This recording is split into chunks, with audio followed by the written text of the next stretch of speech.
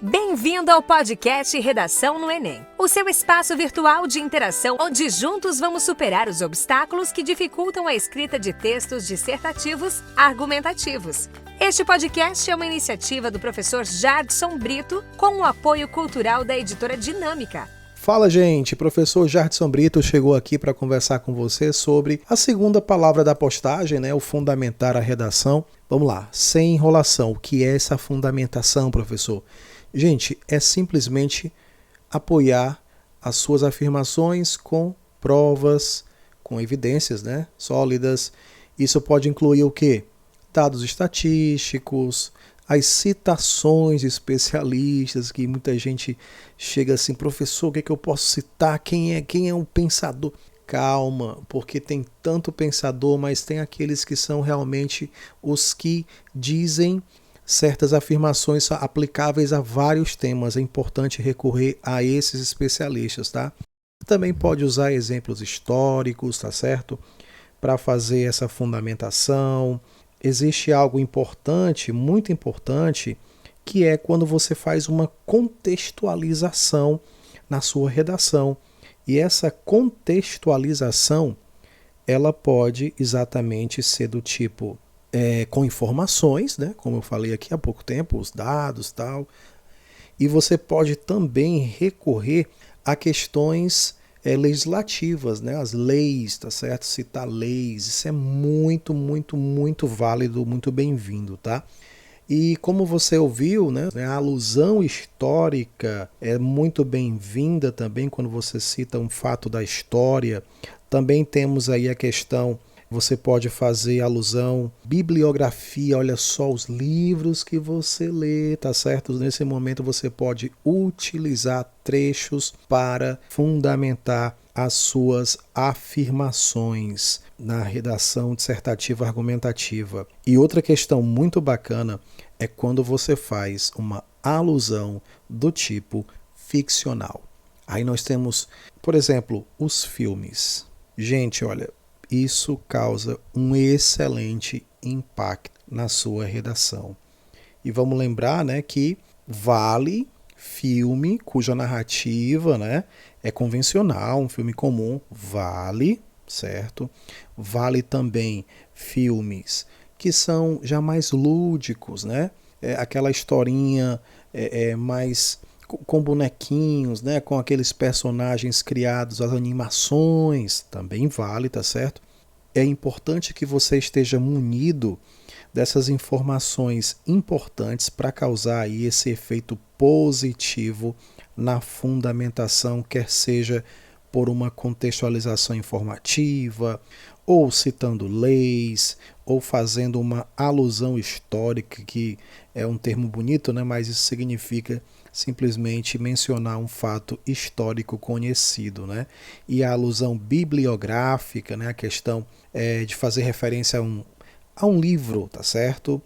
Também é muito importante. A alusão ficcional, como eu falei, a convencional, que é justamente fazendo a referência a alguma história, tá certo? Você pode ter aqui, pode ser livro também, tá certo? Filme e tal. E a alusão lúdica, que é aquela ficcional lúdica, que é aquele filminho para criança, vamos entender assim, em formato, como eu falei, dos bonequinhos, os desenhos, tá certo? Para a gente entender e gravar, preste bem atenção, a estruturação da fundamentação também precisa existir, ou seja, a fundamentação você não pode começar citando uma coisa e parar do nada e passar para outro aspecto.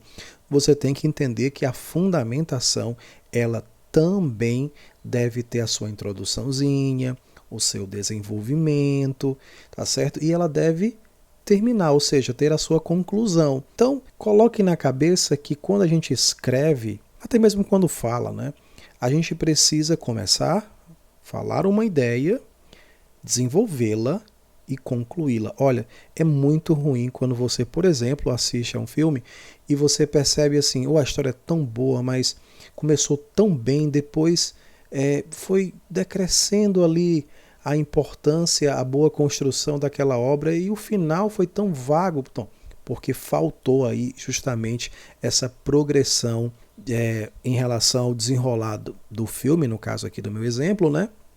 E em relação à fundamentação no texto dissertativo argumentativo, é a ideia de introduzir uma das maneiras de fundamentar, desenvolvê-la e concluí-la. Vamos voltar para aquele exemplo que eu citei no episódio 1, tá certo?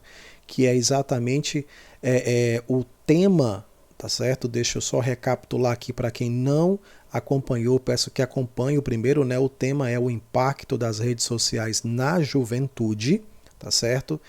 E eu disse no podcast número 1 exatamente que a gente poderia dizer assim: as redes sociais revolucionam a forma como os jovens interagem, trazendo benefícios como a ampliação de redes de contato, mas também apresentam desafios significativos como o aumento da ansiedade e do isolamento social. Como é que você poderia provar isso? Fundamentar isso? Vou aqui mencionar uma das formas, mas existem várias, como você já ouviu aqui, né? Eu vou usar, por exemplo, dado estatístico. Então ficaria assim, complementando aquela parte anterior, né, o trecho do podcast 1. Um estudo de 2023 da Universidade de São Paulo indica que 60% dos jovens entre 15 e 24 anos relatam sentir ansiedade relacionada ao uso de redes sociais. Olha só, tudo conectado, existe uma unidade textual, fala sobre o mesmo assunto e eu estou aqui fundamentando exatamente o que eu disse anteriormente. Então, como é que ficaria o conjunto da obra, né? Como é que ficariam o expressar e o fundamentar nesse caso aqui, tá certo? Então, você teria o seguinte: as redes sociais revolucionam a forma como os jovens interagem, trazendo benefícios como a ampliação de redes de contato, mas também apresentam desafios significativos como o aumento da ansiedade e do isolamento social. Ponto. Um estudo de 2023 da Universidade de São Paulo indica que 60% dos jovens entre 15 e 24 anos relatam sentir ansiedade relacionada ao uso de redes sociais, ponto. Aí nós temos uma forma de fundamentar. Como você vê, não é nada de outro mundo, não é obrigado sempre saber uma citação, eu tenho que fazer. Gente, tem que ter calma, é preciso realmente fundamentar, tá certo? Mas você não tem que se desesperar que para cada trecho, para cada momento da redação tem que ter um especialista, tem que saber fazer uma alusão histórica. Não é tudo isso, tá bom? A redação do Enem não está cobrando que você faça aí algo mirabolante, um texto em altíssimo nível. É um texto que apresenta os elementos esperados pela banca, tá certo?